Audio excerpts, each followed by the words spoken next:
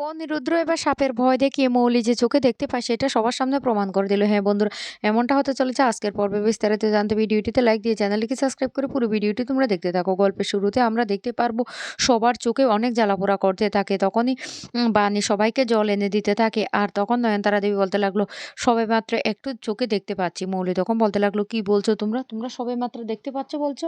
আমি তো কিছুই দেখতে পাচ্ছি না। নয়নতারা দেবী তখন বলতে লাগলো, কি বলছো ও দিদি ভাই? তখনই মৌলি বলতে লাগলো, "হ্যাঁ, আমি সত্যি কিছুই দেখতে পাচ্ছি না।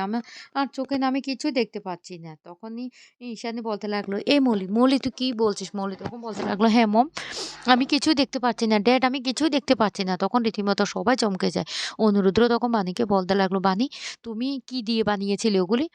বাণী তখন বলতে লাগলো, "আমি ফুল আর রঙিন কাগজ দিয়ে বানিয়েছি। তাহাতে এত চোখের প্রবলেম হবে সেটা তো বুঝতে পারছি না।" তখন ঈশানী প্রচন্ড রেগে যায়। রেগে গিয়ে বলতে লাগলো, "তুমি আবারও কথা বলছো? আমার মেয়েটার চোখটা নষ্ট করেও তোমার শান্তি হয়নি?"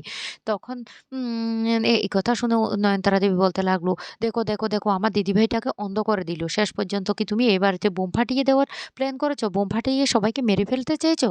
তখনই ঈশানী বলতে লাগলো, তুমি আর এখানে এক মুহূর্ত দাঁড়িয়ে থাকবে না। এক্ষুনি এখান থেকে চলে যাও। বেরিয়ে যাও আমাদের বাড়ি থেকে। আমি না তোমার মুখও আর দেখতে চাই না। যাও বেরিয়ে।" বাণী তখন কিছু বলার চেষ্টা করলে অনিরুদ্র তখন বাণীকে আটকে দেয় আর বলতে লাগলো, "না, না তুমি কোনো কথাই বলবে না।" এদিকে মৌলি কান্নাকাটি করতে থাকে আর বলতে লাগলো, "মম, মম আমার কি চোখ তাহলে নষ্ট হয়ে গেছে? আমি কি আর কোনোদিন দেখতে পাবো না?"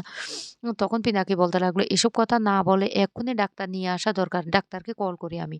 তখন নয়নতারা দেবী বলতে লাগলো, "ও ডাক্তার আনতে হবে না। ডাক্তারকে আনতে না চলে গিয়েছে বান্টি।" আর তখনই সেই মুহূর্তে ডাক্তার নিয়ে আসে।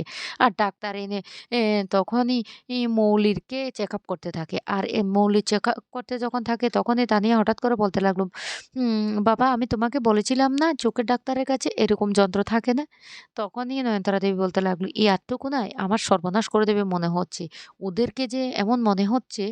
তখন পিনাকিরও সন্দেহ হয়ে যায়। এদিকে অনিরুদ্র তখন বলতে লাগলো, "আপনি এটা কি করছেন?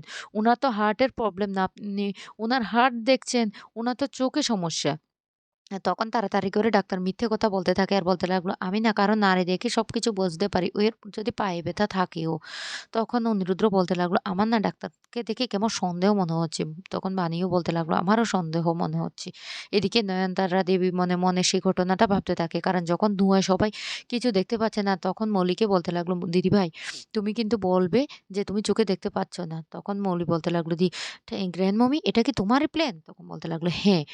এইদিকে ডাক্তারের কথা শুনে রীতিমতো সবাই চমকে যায়। ঈশানী তখন বলতে লাগলো, "আপনি ভালো করে চেক করে দেখুন। দরকার হলে আমরা আরো বড় ডাক্তারের কাছে নিয়ে যাবো। আমার মেয়েকে সত্যি চোখে দেখতে পাবে না?"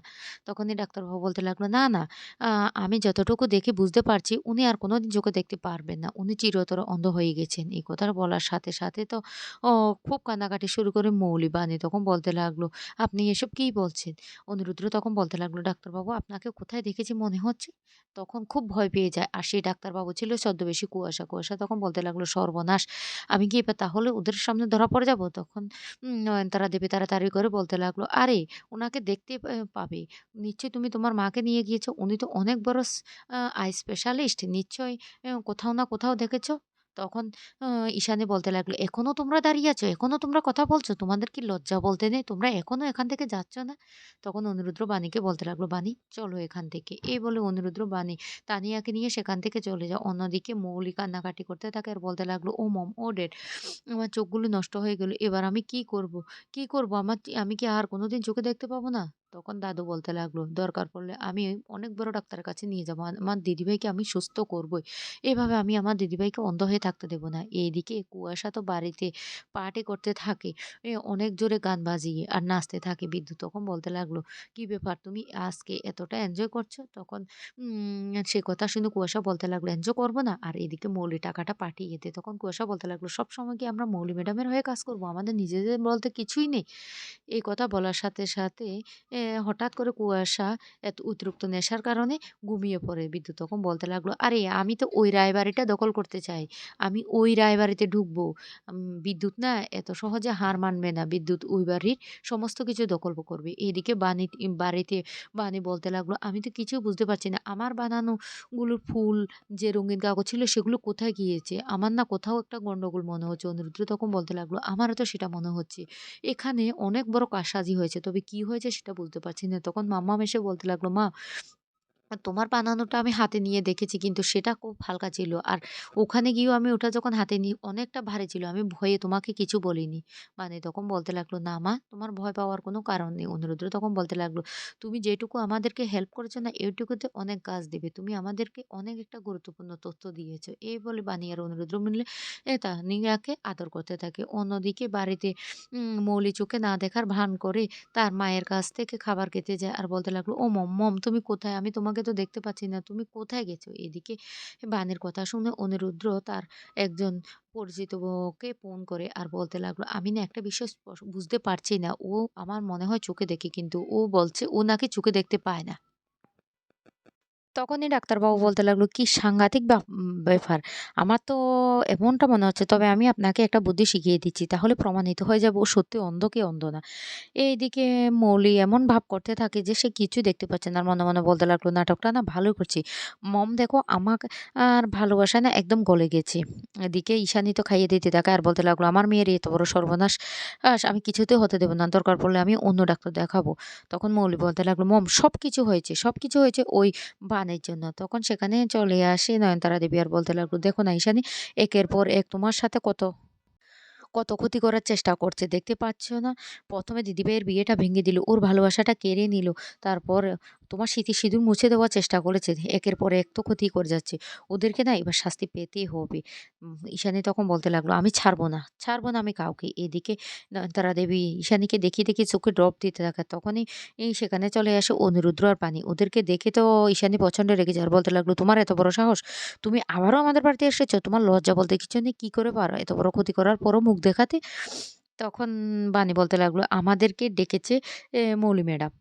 ঈশানী তখন বলতে লাগলো, "আমি না এবার কিন্তু তোমাদেরকে আর ছেড়ে দেব না। অনেক অন্যায় করেছো। আমার মেয়ের যদি কোনো ক্ষতি হয় আমি তোমাদেরকে ছেড়ে দেব না।" তারপরে ঈশানী রেগে যখন ঘরে চলে যায় তখনই অনিরুদ্র বলতে লাগলো, "কেন ডেকেছো আমাদেরকে? কেন ডেকেছো?" মৌলি তখন বলতে লাগলো, "যাও তো বানি আমার জন্য একটু চুপ বানিয়ে নাও। আর অনিরুদ্র এদিকে এসো। আমার হাতটা ধরো তো। আমাকে ঘরে একটু পৌঁছে দাও।" তখনই অনিরুদ্র বলতে লাগলো, "ও অনেক খেলা খেলেছো। এবার নতুন করে আরেকটা খেলা শুরু করে দিয়েছো। তবে এই খেলাটা না আমি আজকে শেষ করে দেব। দেখো তোমার খেলার অবস্থা আমি কি করি।" এরপরে অনিরুদ্র যখন হাত বাড়িয়ে দেয় তখনই মৌলি ধরার নাটক করে অনিরুদ্র বুকে ঝাঁপিয়ে পড়ে। বানি তখন বলতে লাগলো, "মৌলি ম্যাডাম আর কতক্ষণ নাটক করবেন? এবার আপনার পর্দা আমি ফাঁস করব।" তখনই হঠাৎ করে অনিরুদ্র একটা সাপ বের করে আর ওই সাপটা দেখে এ চিৎকার শুরু করে মৌলি। মৌলি বলতে লাগলো, "সাপ, সাপ, সাপ।" তখন বাড়ির সবাই সেখানে ছুটে আসে। আর আসলে তখন বলতে লাগলো, "মৌলি, মৌলি কি বলছিস?" মৌলি তখন বলতে লাগলো, "আমি স্পষ্ট দেখতে পেয়েছি সাপ অনিরুদ্রের হাতে।" অনিরুদ্র তখন সাপটা সরিয়ে ফেলে। তখন সবাই বলতে লাগলো, "না, আমরা তো দেখতে পাইনি। আর তুই তো চোখে দেখিস না তাহলে?" তখনই অনিরুদ্র সাপটা দেখিয়ে বলতে লাগলো, "হ্যাঁ, এই সাপটায় সত্যিই মৌলি দেখেছে। তাহলে মৌলি যে চোখে দেখতে পায় না বলেছে, এটা সম্পূর্ণ মিথ্যে বলেছে।"